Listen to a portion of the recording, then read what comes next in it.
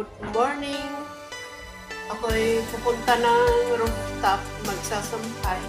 Pero dito ko na binaliktad yung mga yung aking isasampay.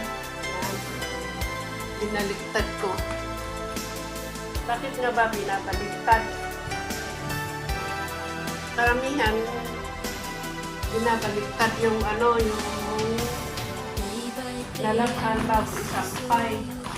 Bakit nga ba?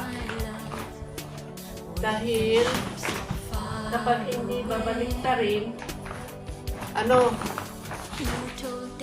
madaling kumupas. Siyempre, gusto natin alagaan yung kulay ng ating damit. So, baliktarin natin kasi palaging aarawan. Pero pag sa silong naman isasampay, okay na rin yun. Hindi masyadong mabalik. Ito, nabaliktad ko na kasi ito. Bye-bye! Magsampay na ako. Dalhin sa rooftop.